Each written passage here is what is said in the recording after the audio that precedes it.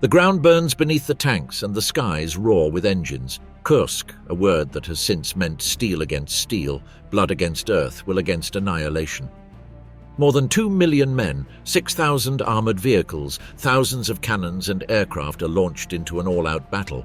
It's the largest tank battle in history, but also a massacre without borders, a trap laid by Soviet intelligence that awaits the SS in a pit of fire. The Third Reich is going all in. It wants to break the eastern encirclement, regain the initiative, and break the backbone of the Red Army. But Stalin has prepared the ground for a massacre where SS tanks will clash in battle. Every hill, every trench, every forest is mined, artillery-laden and covered by snipers. What begins as an assault turns into an armored hell. The Devil's troops are deployed in the summer of 1943, while the winter dust still covered the eastern plains. The Wehrmacht was preparing to launch one of its last strategic offensives on the Soviet front, Operation Citadel. On the southern sector of the Kursk salient, the main burden of the offensive would fall on Army Group South, commanded by Field Marshal Erich von Manstein, who had suffered devastating losses during the winter of 1942-43 and had to make critical decisions about where to concentrate his meager combat force. At the center of this offensive effort was the 2nd SS Panzer Corps, under the command of SS Obergruppenführer Paul Hauser, composed of 3 of the most feared divisions of the Third Reich, the Leibstandarte SS Adolf Hitler LSSAH, the SS Division Das Reich and the SS Division Totenkopf. These divisions not only represented the military elite of the Nazi regime, but also embodied its ideology with indoctrinated troops, volunteers of multiple nationalities, and a brutal combat record in the East and the Balkans. The Leibstandarte had begun the war as Hitler's motorized bodyguard, but by 1943 it had developed into a formidable armored division. By Citadel it was equipped with 1 armored regiment, SS Panzer, Regiment 1, with a mix of Panzer IV Ausf, HS, some obsolete Panzer IIIs, and a small complement of Tiger I tanks.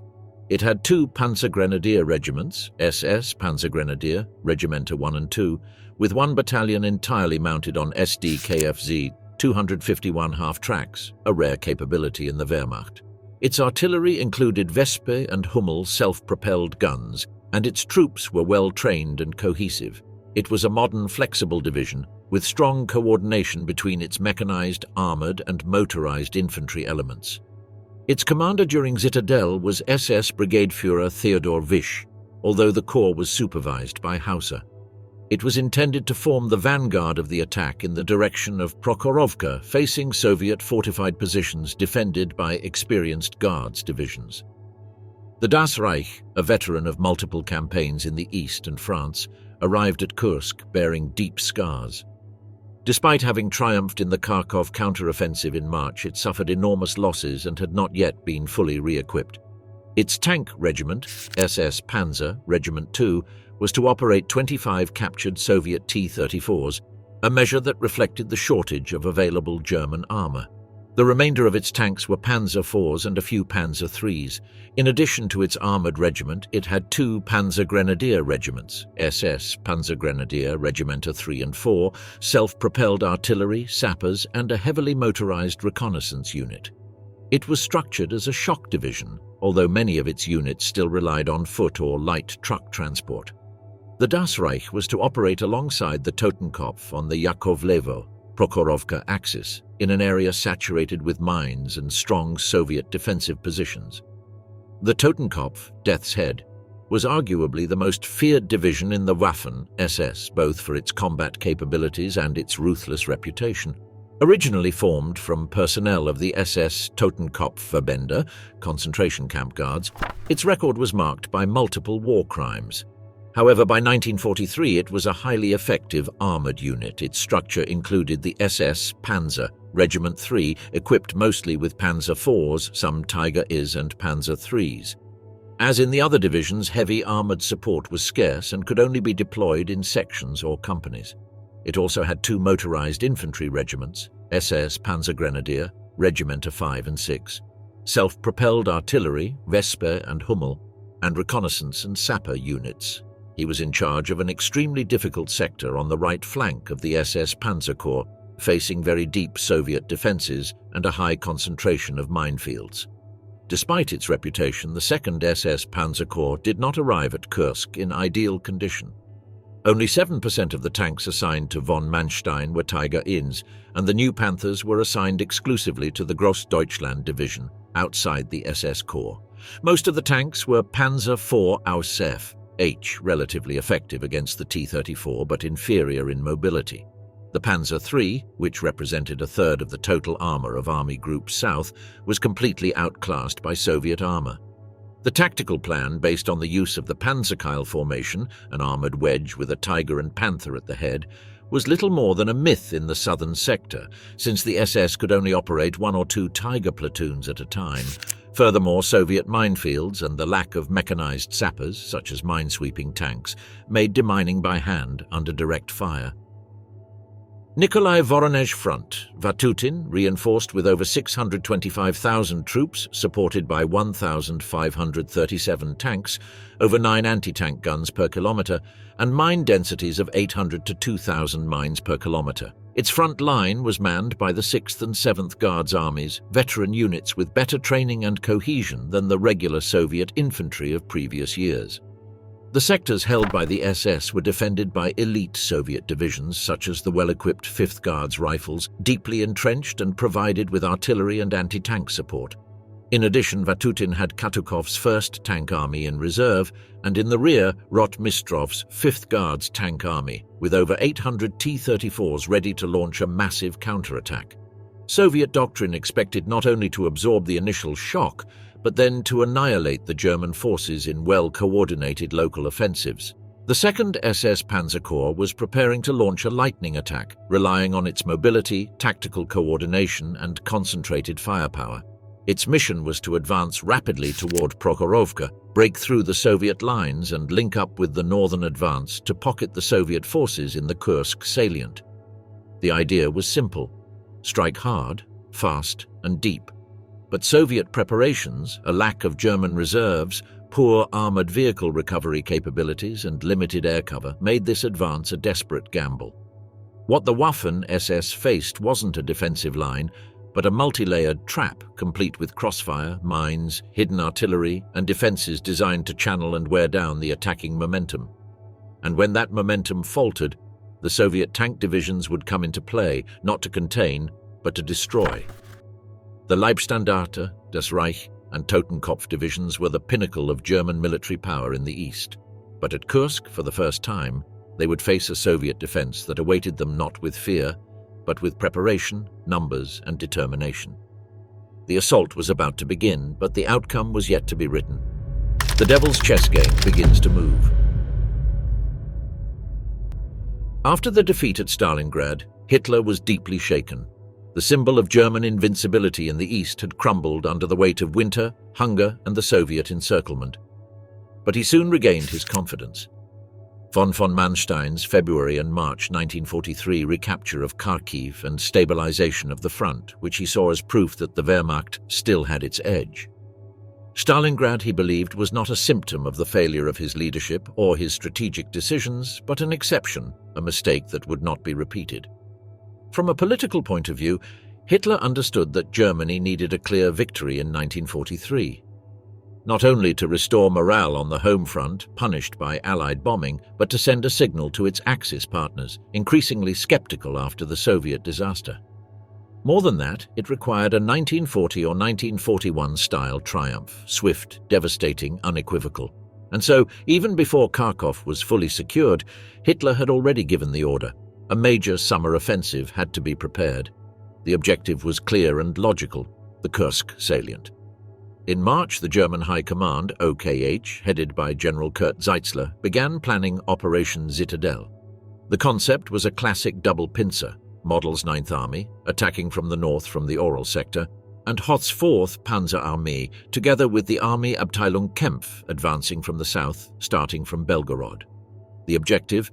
To close a gigantic pocket around Kursk and destroy several Soviet formations in a lightning strike. The planning for Citadel followed the most traditional principles of blitzkrieg: concentration of forces, tactical breakthrough, and operational exploitation.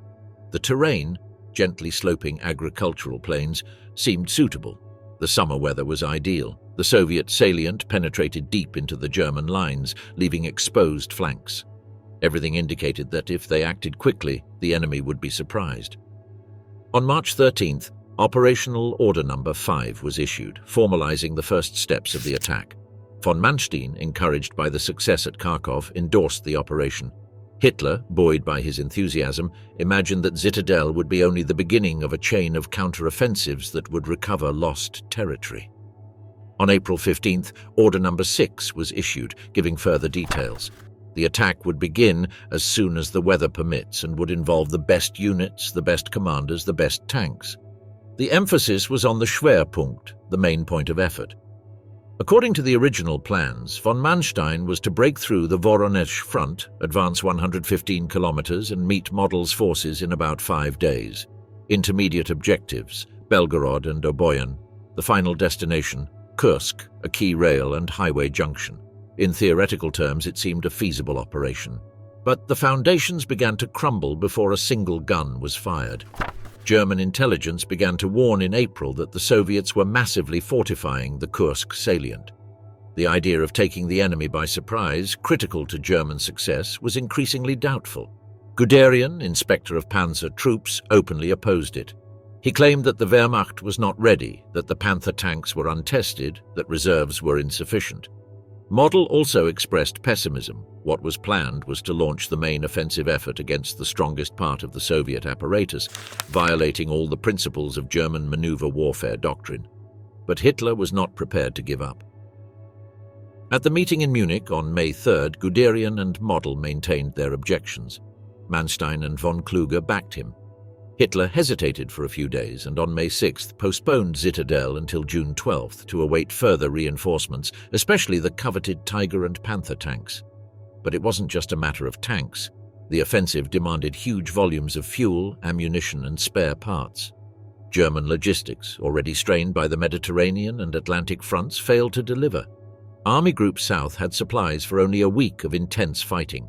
Fliegerkorps Act, key for air support, was equally stretched. From Manstein envisioned a linear operation. 3 armored corps, reinforced by the Luftwaffe, would blaze a trail with brute force. Tactical planning was delegated to Hoth and Kempf, who severely underestimated the Soviet defensive system. No effort at deception was made. It was assumed that divisional sappers could clear the minefields without difficulty. Neither the use of specialized units nor flexible mobile reserves were included in the plans. The operation was born rigid, frontal, vulnerable. Meanwhile, the enemy was preparing. After Stalingrad, the Soviet High Command, Stavka, was called to caution. The defeat at Kharkov in March, caused by von Manstein, showed them that the enemy was still dangerous. Marshals Zhukov and Vasilevsky began to devise a new approach, avoiding hasty offensives, building up reserves, constructing defenses, and, for the first time, letting the enemy strike first. On April 12th, the two presented their proposal to Stalin. The enemy would attack Kursk. Stalin, influenced by the intelligence analysis, accepted the advice to adopt a defensive posture. Thus began the construction of the most extensive defensive system ever built by the Red Army. General Ivan Konev was assigned to form the Strategic Reserve Group in the rear. His force would later be known as the Steppe Front. On the front line, Generals Rokossovsky, Central Front, and Vatutin, Voronezh Front, received absolute priority for reinforcements and logistics. Unlike Hitler, Stalin kept his promises. Vatutin's Voronezh Front was deployed on a 150-kilometer axis. General Chistyakov, commanding the 6th Guards Army, constructed a 3-line echelon defense with 134,000 mines and 573 anti-tank guns for his first line. On his left flank was Shumilov's 7th Guards Army, and on his right, Moskalenko's 40th Army. The rear was protected by Kruchenkin's 69th Army. The terrain was transformed: anti-tank ditches, log bunkers, zigzag trenches, and bunkers. The minefields were covered by crossfire from machine guns, mortars, and anti-tank guns. Each division was ordered to hold even if they were cut off. Soviet doctrine had taught them defense in depth, sacrifice zones, and echeloned resistance would be key. At the air level, the 2nd and 17th Air Weapons, Vozdushnaya Armia, were ready to secure the skies over the southern salient. With over 1,400 aircraft, including over 500 Il-2 Sturmovik, The VVS had local air superiority for the first time, its mission to prevent Luftwaffe action and to strike German armored formations with precision. Finally, a decisive advantage: intelligence. Thanks to Operation Tunny, the British, who had broken the Wehrmacht's codes, provided the NKVD with vital information. The Stafka knew the German preparations in almost every detail. They didn't know the exact date, but they knew who, where, and how would attack. On July 2, 1943, the Soviet High Command was alerted Citadel would begin in the coming days. The pieces were in place, the traps were ready, the reserves were hidden. The Soviet army didn't just expect to resist, it expected to destroy. And when on July 5th the German divisions launched themselves toward Kursk, history changed course. The fighting begins. Model's 9th Army to the south, von der Weinberg's Army Group South. Manstein facing them were the Soviet forces of Vatutin's Voronezh front, fortified, supplied, and ready to take the blow. At the center of that onslaught, acting as a spearhead, were the elite divisions of the Waffen-SS, Leibstandarte, Das Reich, and Totenkopf, concentrated in Paul Hausser's II SS Panzer Corps.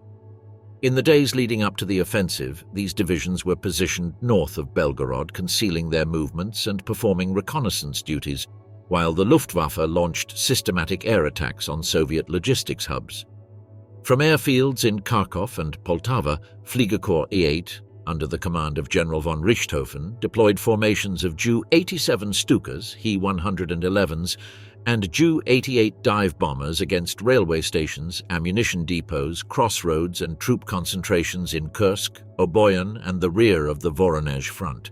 The objective was to paralyze the Red Army's reserve movements and disrupt its supply chain. During 3 and 4 July, waves of Ju-87s equipped with 500-kilogram, 1,100-pound bombs attacked the Kastornoye and Korocha railway stations in multiple waves, causing massive fires in fuel and ammunition stores. Soviet anti-aircraft artillery caused some casualties, but most of the raids succeeded in hitting their targets. German intelligence reported smoke columns visible for over 20 kilometers, 12 miles. He-111 and Ju-88 medium bombers also flew night harassment and disruption missions against artillery concentrations and radar emplacements. Despite the air effort, the effect was limited. While significant Soviet material losses were recorded, the main logistics routes were quickly repaired thanks to the deployment of Red Army engineers. Furthermore, the redundant railway network built in the Soviet rear maintained the flow of supplies to the Kursk area. Furthermore, Soviet aircraft, particularly the Yak-9 and La-5FN fighters, began to intensify their presence in the sector, forcing the Luftwaffe to operate at higher altitudes or escort their formations with Bf-109 fighters of JG-52, which diluted the impact of the concentrated bombing raids. In operational terms, German air superiority was only temporary. On the evening of July 4th, Hausser ordered preliminary attacks with elements of the Leibstandarte and Totenkopf. The objective was to eliminate the Soviet outposts between Gertsevka and Yakontov.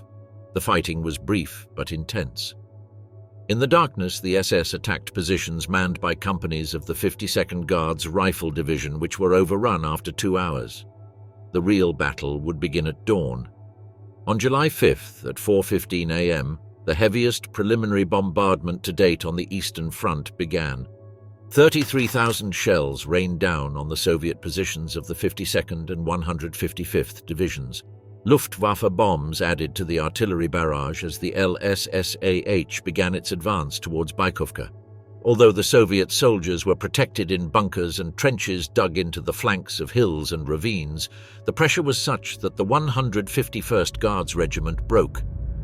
Testimony of Otto Rehfeld, Ju-87 Stuka pilot of Sturzkampfgeschwader 1, recalled in a 1965 interview. "We took off before dawn, our wings loaded with 500-kilogram bombs. The sky was black, but to the east, the glow of the hell that was opening up could be sensed. From the cockpit, the first thing I saw was the red line of German artillery lighting up the horizon like a row of giants firing in unison. It wasn't a battle, it was demolition. We flew low, almost grazing the wheat, and as we dived over Bykovka, I felt the earth open up around us. The explosions sent up columns of mud and fire and sometimes bodies. On the radios, screams and songs could be heard simultaneously.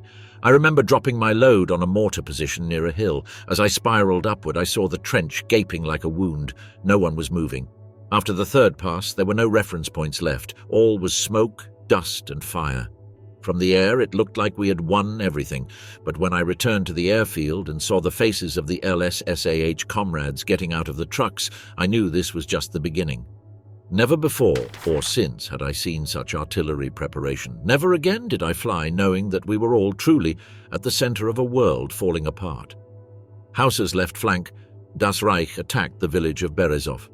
The muddy and mined terrain prevented the tanks from adequately supporting the Panzer Grenadiers, but SS infantry, backed by flamethrowers, managed to break through after 8 hours of close combat. The advance continued towards Zhuravlini Forest, where they encountered American Grant tanks of the Soviet 230th Regiment. Das Reich Tigers destroyed them one after another. On the right, the Totenkopf advanced more slowly, waiting for Das Reich to secure its flank. In the afternoon, they began their assault against the positions of the Soviet 375th Division, encountering mines that immobilized 5 Tigers. Soviet resistance was fierce, and only after receiving air support did they manage to break through. By the end of the day, Hauser had achieved a breakthrough in the Soviet first line of defense. The Leibstandarte had advanced 9 kilometers, the largest German territorial gain of the day. But the price was high, more than 1,000 casualties and 44 armored vehicles put out of action. The Soviets, for their part, had lost more than 2,000 men, but the second line remained intact. On the 6th of July, the 3 divisions of the II SS Panzer Corps renewed their offensive. The LSAH overran the 51st Guards Regiment and drove towards Yakovlevo. On its way, it faced uncoordinated counterattacks by the 5th Guards Armored Corps and the Soviet 31st Armored Corps, which were repulsed with heavy losses for the Soviets. Over 100 tanks lost in a single day. Das Reich in the east advanced towards Luchki and then Prokhorovka, while Totenkopf turned north, crossing the Psel River. Every step was contested. Mines continued to claim victims and Soviet counterattacks increased. The terrain, consisting of open fields interspersed with hills, favored the Tigers, but the SS had to guard their increasingly exposed flanks. By 7th July, the 2nd SS Panzer Corps had penetrated 20 kilometers into the Soviet defenses, but no continuous line existed with the rest of the German forces. Hauser fought in a kind of armored corridor that narrowed and lengthened, with the LSAH spearheading the advance toward Prokhorovka, Das Reich covering the center, and Totenkopf on the Psel. In the following days, the Waffen-SS fought relentlessly, engaging Rotmistrov's 5th Guards Panzer Army. The Soviet panzers attempted to halt the advance with frontal charges, but the Waffen-SS held firm across fields of smoke, molten steel, and charred bodies. The LSH reached the vicinity of the Komsomolet State Farm and Hill 252.2, the gateway to Prokhorovka. The SS divisions had advanced, but catnip, rivers, counterattacks, and mines had worn them down. The number of operational vehicles was rapidly dwindling. Panzers had to be cannibalized to keep a few functioning. Despite initial tactical success, the push was beginning to stall. The Battle of Prokhorovka, which would erupt on July 12th, would decide the fate of the 2nd SS Panzer Corps. On 11 July 1943, Hauser again concentrated his effort on the railway line south of Prokhorovka. In the LSSAH sector, the German divisions were reorganized after a previous day of heavy fighting that left the Panzer Regiment with few operational units. At 0630 hours, after a short artillery barrage, the LSAH launched a renewed attack from the area of Hill 241.6 to the north, attempting to break the fragile Soviet defensive line before the steppe front reserves came into action. The terrain, dry but still scarred by the earlier rains, allowed acceptable mobility. The panzers advanced along the road towards Prokhorovka, while the Panzer Grenadier units attempted to envelop the Soviet positions on both sides of the Axis. However, despite the initial momentum, elements of the 2nd Guards Tank Corps and the 9th Airborne Division, supported by 76.2 mm anti-tank guns and a medium artillery battery, halted the advance less than 3 kilometers from the objective. The Soviet infantry, dug in on the ridges and edges of the woods, held out tenaciously, supported by crossfire from T-34s concealed in the depressions of the terrain. Meanwhile, Totenkopf was consolidating its bridgehead north of the Psel. During the early hours of the morning, engineer units began construction of a pontoon bridge, although the process was hampered by harassing fire from the 95th Guards Rifle Division. Simon, aware of the need for a decisive blow, ordered his panzer grenadiers to press eastwards from their position on the north bank of the river, but Soviet counterattacks limited any significant advance. Intelligence suggested that fresh Soviet armored units were arriving in the area, but their locations were uncertain.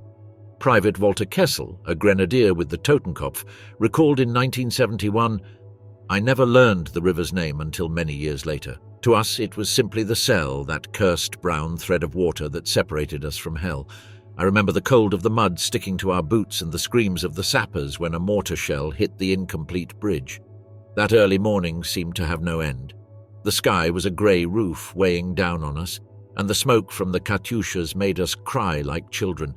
Every time we tried to move, someone fell. We were told the Russians were bringing in more tanks coming from the north, but no one knew how many. We only saw shadows between the trees and the flashes of their fire tubes. Simon ordered us to advance, but where? Fog and smoke covered everything. We walked blindly with our finger on the trigger and our stomachs empty. I think it was then, that night by the Selle, that I knew we were no longer going to win this war.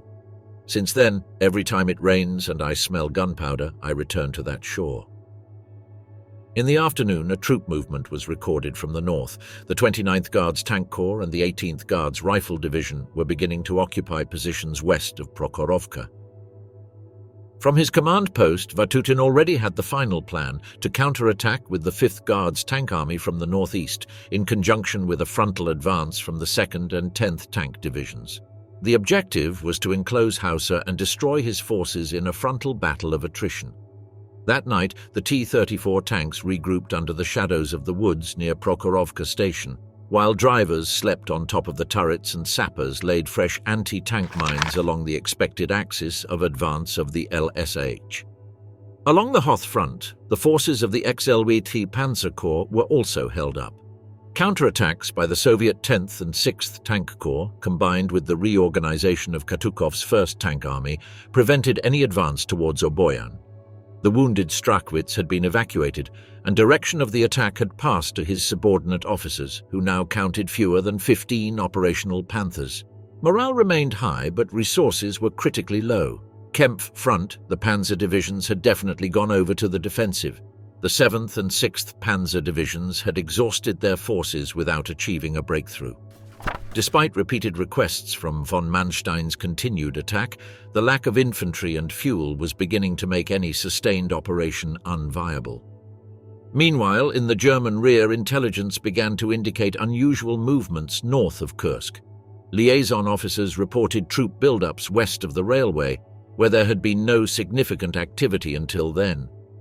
The Army Group's South General Staff began to seriously consider the possibility of a general Soviet counteroffensive that would not only seek to halt Citadel, but to reverse it. Unbeknownst to them, the exhausted and isolated 2nd SS Panzer Corps was hours away from facing the largest armored assault in human history. The SS stops the counteroffensive. On 11 July 1943, Hauser's 2nd SS Panzer Corps again concentrated its effort on the railway line south of Prokhorovka. In the LSS-AH sector, the German divisions were reorganized after a previous day of heavy fighting that left the Panzer Regiment with few operational units. At 0630 hours, after a short artillery barrage, the LSAH launched a renewed attack from the area of Hill 241.6 to the north, attempting to break the fragile Soviet defensive line before the Steppe Front reserves came into action. The terrain, dry but still scarred by the earlier rains, allowed acceptable mobility. The panzers advanced along the road towards Prokhorovka, while the Panzer Grenadier units attempted to envelop the Soviet positions on both sides of the axis. However, despite the initial momentum, elements of the 2nd Guards Tank Corps and the 9th Airborne Division, supported by 76.2mm anti-tank guns and a medium artillery battery, halted the advance less than 3 kilometers from the objective. The Soviet infantry, dug in on the ridges and edges of the woods, held out tenaciously, supported by crossfire from T-34s concealed in the depressions of the terrain. Meanwhile, Totenkopf was consolidating his bridgehead north of the Selle. During the early morning, engineer units began construction of a pontoon bridge, although the process was hampered by harassing fire from the 95th Guards Rifle Division. Simon, aware of the need for a decisive blow, ordered his Panzer Grenadier to press eastwards from their position on the north bank of the river, but Soviet counterattacks limited any significant advance. Intelligence reports suggested that fresh Soviet armored units were arriving in the area, but their locations were uncertain. In the afternoon, a troop movement was recorded from the north. The 29th Guards Tank Corps and the 18th Guards Rifle Division were beginning to occupy positions west of Prokhorovka. From his command post, Vatutin already had the final plan: to counterattack with the 5th Guards Tank Army from the northeast, in conjunction with a frontal advance from the 2nd and 10th Tank Divisions. The objective was to enclose Hauser and destroy his forces in a frontal battle of attrition. That night, the T-34 tanks regrouped under the shadows of the woods near Prokhorovka station, while drivers slept on top of the turrets and sappers laid fresh anti-tank mines along the expected axis of advance of the LSAH. Along the Hoth front, the forces of the XLV Panzer Corps were also held up. Counterattacks by the Soviet 10th and 6th Tank Corps, combined with the reorganization of Katukov's 1st Tank Army, prevented any advance towards Oboyan. The wounded Strachwitz had been evacuated, and direction of the attack had passed to his subordinate officers, who now counted fewer than 15 operational Panthers. Morale remained high, but resources were critically low. Kempf front, the Panzer divisions had definitely gone over to the defensive. The 7th and 6th Panzer divisions had exhausted their forces without achieving a breakthrough. Despite repeated requests from von Manstein's continued attack, the lack of infantry and fuel was beginning to make any sustained operation unviable. Meanwhile, in the German rear, intelligence began to indicate unusual movements north of Kursk. Liaison officers reported troop buildups west of the railway, where there had been no significant activity until then. The Army Group South General Staff began to seriously consider the possibility of a general Soviet counteroffensive that would not only seek to halt Citadel, but to reverse it. The SS beat to the death. On 11 July 1943, Hauser's 2nd SS Panzer Corps again concentrated its effort on the railway line south of Prokhorovka. In the LSSAH sector, the German divisions were reorganized after a previous day of heavy fighting that left the Panzer Regiment with few operational units. At 0630 hours, after a short artillery barrage, the LSAH launched a renewed attack from the area of Hill 241.6 to the north, attempting to break the fragile Soviet defensive line before the Steppe Front reserves came into action. The terrain, dry but still scarred by the earlier rains, allowed acceptable mobility. The panzers advanced along the road towards Prokhorovka, while the Panzer Grenadier units attempted to envelop the Soviet positions on both sides of the axis. However, despite the initial momentum, elements of the 2nd Guards Tank Corps and the 9th Airborne Division, supported by 76.2 mm anti-tank guns and a medium artillery battery, halted the advance less than 3 kilometers from the objective. The Soviet infantry, dug in on the ridges and edges of the woods, held out tenaciously, supported by crossfire from T-34s concealed in the depressions of the terrain. Meanwhile, Totenkopf was consolidating his bridgehead north of the Selle. During the early morning, engineer units began construction of a pontoon bridge, although the process was hampered by harassing fire from the 95th Guards Rifle Division. Simon, aware of the need for a decisive blow, ordered his Panzer Grenadier to press eastwards from their position on the north bank of the river, but Soviet counterattacks limited any significant advance. Intelligence reports suggested that fresh Soviet armored units were arriving in the area, but their locations were uncertain. In the afternoon, a troop movement was recorded from the north. The 29th Guards Tank Corps and the 18th Guards Rifle Division were beginning to occupy positions west of Prokhorovka.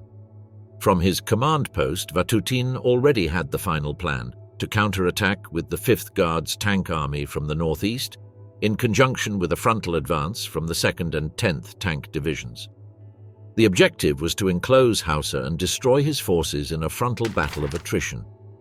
That night, the T-34 tanks regrouped under the shadows of the woods near Prokhorovka station, while drivers slept on top of the turrets and sappers laid fresh anti-tank mines along the expected axis of advance of the LSAH. Along the Hoth front, the forces of the II SS Panzer Corps were also held up. Counterattacks by the Soviet 10th and 6th Tank Corps, combined with the reorganization of Katukov's 1st Tank Army, prevented any advance towards Oboyan. The wounded Strachwitz had been evacuated, and direction of the attack had passed to his subordinate officers, who now counted fewer than 15 operational Panthers. Morale remained high, but resources were critically low. Kempf front, the Panzer divisions had definitely gone over to the defensive. The 7th and 6th Panzer divisions had exhausted their forces without achieving a breakthrough. Despite repeated requests from von Manstein's continued attack, the lack of infantry and fuel was beginning to make any sustained operation unviable. Meanwhile, in the German rear, intelligence was beginning to indicate unusual movements north of Kursk. Liaison officers were reporting troop buildups west of the railway, where there had been no significant activity until then. The General Staff of Army Group South began to seriously consider the possibility of a general Soviet counteroffensive that would not only seek to stop Citadel, but to reverse it. Testimony of Ernst Kolber, a motorcyclist liaison officer with the 48th Panzer Corps, recounted in 1957 at a veterans' reunion in Stuttgart. I was sent from the forward command post in Grossdeutschland to an artillery battery in Ivnia at dusk on July 10th. I had sealed reports and a verbal warning. Keep an eye out to the west of the track. It was hot, but the wind carried a strange smell of fuel and manure, as if the whole countryside breathed differently. I crossed a secondary road, and from a rise I saw something that didn't fit, columns of dust heading in the opposite direction, north of Kursk. They weren't ours. You could tell by the rhythm. Soviet trucks had that way of moving like tired beasts. But what shocked me most was seeing, in a clearing on the edge of a forest, a row of T-34 tanks covered with netting of twigs. They were still, silent, as if crouching. No lights, no movement, waiting. When I delivered the message, I told the Hauptmann, but he only muttered something about usual alarmism. By the next morning, those tanks were already roaring toward us. I never drove over that road again. The dust, the trees, the silence before the blow. You never forget it. You felt something huge gathering, like a storm everyone saw but no one named. On July 13th, under heavy rain, the situation of the 2nd SS Panzer Corps became critical. The Totenkopf division was hit by a series of violent counterattacks led by the 33rd Guards Rifle Corps, supported by at least 100 T-34 tanks and abundant field artillery. The rain turned every ridge into a quagmire and the roads into rivers. The German armoured vehicles, with their ammunition stores dwindling and without air cover, were unable to hold their forward positions. At 9:30, the remnants of Totenkopf's armoured battalions began a disorderly withdrawal toward the pontoon bridge over the Selle. Some tanks attempted to resist enemy fire to cover the retreat, but were silenced. About 6 kilometers back, along the muddy riverbank, new defensive lines were improvised while dozens of disabled armoured vehicles were left behind. On July 13th, under heavy rain, the situation of the 2nd SS Panzer Corps became critical. The Totenkopf division was hit by a series of violent counterattacks led by the 33rd Guards Rifle Corps, supported by at least 100 T-34 tanks and abundant field artillery. The rain turned every ridge into a quagmire and the roads into rivers. The German armoured vehicles, with their ammunition stores dwindling and without air cover, were unable to hold their forward positions. At 9:30, the remnants of Totenkopf's armoured battalions began a disorderly withdrawal toward the pontoon bridge over the Selle. Some tanks attempted to resist enemy fire to cover the retreat but were silenced. About 6 kilometers back, along the muddy riverbank, new defensive lines were improvised while dozens of disabled armoured vehicles were left behind. At the same time, on the hills south of Prokhorovka, the Leibstandarte SS Adolf Hitler, LSSAH, resisted the Soviet onslaught, entrenched in its lines. The positions around Hill 252.2 became a hell of mud, shrapnel and screams. Throughout the day, waves of Soviet forces attempted to break through the line but were repulsed with heavy losses.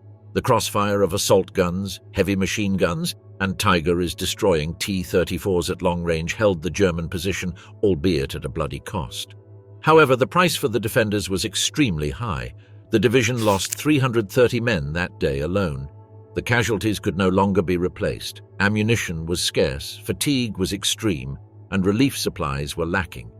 The mud had become another enemy, clogging vehicles, rendering parts unusable, and multiplying infections among the wounded. One of the most harrowing accounts of that day came from SS Unterscharführer Emil Jäger, a veteran of France and Russia, who later recalled, "We were trapped on the ridge, surrounded by bodies. The Soviets were coming in waves on foot and in tanks. We'd run out of grenades. We were throwing rocks. At one point I saw a comrade use his bayonet to dig up a mine and throw it at an oncoming T-34. It worked. It stopped it. And then he was blown up by the remains of his mine. It was like fighting in another world." At 1600 hours, the Das Reich Division, unsupported by the Luftwaffe due to bad weather, launched a limited attack east of Prokhorovka, attempting to relieve pressure on the Totenkopf. The advance, though spirited, only gained a kilometer.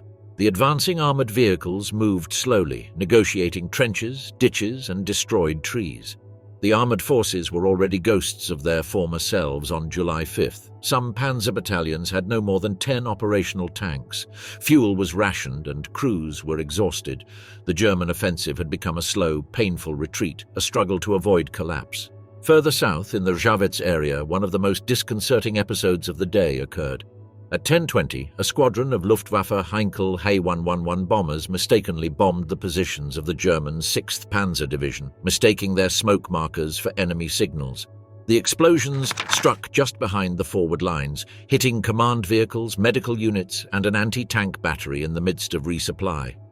General Major Walter von Hühnersdorf, the division commander, was wounded by shrapnel along with 2 regimental officers. There were deaths and dozens of wounded.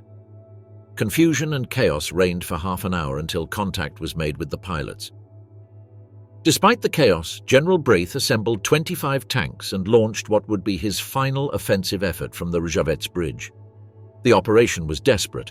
The tanks rolled out under a leaden sky, covered in mud up to their hatches. During the advance, the German forces crossed 3 Soviet defensive lines and advanced 3 kilometers. Facing crossfire from 76mm guns and Katyusha rocket launchers. Some tanks were hit in the process, overturning in ditches turned into pits by the rain. The Soviets of the 69th Army fell back in an orderly manner, protected by well-positioned anti-tank batteries, which took a heavy toll on the German ranks. The German advance, although tactically remarkable, lacked strategic depth. The encirclement envisioned by the High Command was not closed. The well-camouflaged Soviet reserves remained intact on the flanks. The ground gained was irrelevant compared to the casualties and logistical strain. At night, the German positions were riddled with smoke, waterholes, vehicle wreckage, and unrecognizable bodies. Radios reported collapses in other areas, the withdrawal of friendly units, and the arrival of new Soviet troops at the front. Kursk, for many, was no longer a battle. It was a trap of steel, fire, and time. To the north, the 7th Guards Red Army attempted a coordinated offensive against the German 11th Army Corps. It was a disaster. The Soviet divisions advanced over open terrain without cover and were devastated by crossfire from German assault guns and artillery. In a day of slaughter, more than 5,000 Soviet soldiers were put out of action compared to 728 German casualties. Captured Soviet prisoners described the operation as a march to the slaughter. On the western flank, the exhausted remnants of the 3rd Panzer Division and the Grossdeutschland Division were trying to hold off a dangerous Soviet breakthrough into the Tolstoy Forest. Although von Knobelsdorff attempted to coordinate an encircling maneuver, but the encirclement never fully closed. Hand-to-hand fighting amidst the pine trees raged for 3 days. Soviet casualties amounted to more than 6,000 men, but the Germans also left hundreds of bodies in the undergrowth. The ground was littered with shell casings, charred vehicles, and mutilated bodies. The German front still held, but Citadel's offensive momentum was broken. The next day, July 14th, the news from Sicily struck a blow to the heart of the German High Command. Hitler, visibly shaken, summoned von Manstein to his headquarters at the Wolfsschanze. The Führer, concerned about the Allied landing in southern Italy and Model's inability to advance from north of Kursk, ordered the definitive cancellation of Operation Citadel. Manstein, however, managed to convince him to allow some limited local action to complete pending operations. This final negotiation gave rise to the so-called Operation Roland. Manstein's orders launched an attack towards Pravorot. The attack, lacking sufficient air support or artillery, only succeeded in occupying a few Soviet forward positions. The terrain was completely muddied, with tanks skidding on the paths and getting stuck in invisible ditches. For its part, Totenkopf continued to hold out on its bridgehead north of the Selle. The positions were subjected to constant bombardment by Katyusha rockets. Casualties were so high that some companies were merged together to maintain the chain of command. Amidst this chaos, the 6th Panzer Division achieved one of its last victories. Supported by the 8 surviving Tigers of the 503rd Heavy Battalion, it managed to destroy 36 T-34s in a single day near Alexandrovka. The 19th Panzer Division crossed the Donets River westward in an attempt to encircle the Soviet 48th Rifle Division, which managed to escape at the last moment. This is the testimony of Otto Henschel, a mechanized artillery non-commissioned officer of the 6th Panzer Division. I remember seeing them appear in the distance through the mist, 50, 60 Soviet tanks. They were coming at full speed. The lieutenant shouted into his radio and the Tigers opened fire. The roar was indescribable. A direct hit on the first T-34 blew its turret out like a bottle cap. Another tried to flank us and got stuck in the mud. We fired at point-blank range. The Soviets were brave. Some kept advancing even while burning. One of them managed to ram one of our half-tracks before exploding. I fired all the grenades I had. In the end, we ran out of reserve ammunition, but the Tigers were still roaring. We lost many, but when night fell, the line was intact. We had destroyed more than 30 enemy tanks. We never had a day like that again. It was our last victory. After Alexandrovka, I only remember retreat, mud, and silence. On July 15th, mud and rain made any mechanized movement impossible. Artillery had to be towed by horses, and ambulances sank into the roads. In the Tolstoy Forest sector, the 48th Panzer Corps finally managed to expel the last Soviet elements. Although it did not close the encirclement, the operation cost the enemy more than 6,000 dead and wounded. For the Germans, the victory was a Pyrrhic one. More than 750 casualties and 60 armored vehicles destroyed. The 48th Panzer Corps was so decimated that it could no longer sustain any offensive. In the south, Breith's 3rd Panzer Corps pushed northwest. By midday, reconnaissance units of the Das Reich Division and the 7th Panzer Division met on the outskirts of Leski. The two encirclement pincers had linked up over a gap. The Soviet 48th had already escaped. On the night of July 15th to 16th, Totenkopf began the orderly evacuation of his bridge over the Selle. Engineers destroyed the pontoon after the last vehicles had passed. It was the end. Hitler, aware of the failure and with his reserves mobilized in Italy, finally cancelled Operation Roland. He ordered the transfer of the LSSAH to the Western Front. Grossdeutschland was sent to reinforce Army Group Center. The panzer divisions were withdrawn from the front, battered without fuel or hope of immediate replenishment. Citadel was dead. And with her, the last German strategic offensive in the east. What would follow would be retreat, loss of territory, and a desperate stand against an enemy that now held the complete initiative. The fracture of the offensive power of the Waffen-SS Operation Citadel was the swan song for the elite Waffen-SS formations on the Eastern Front.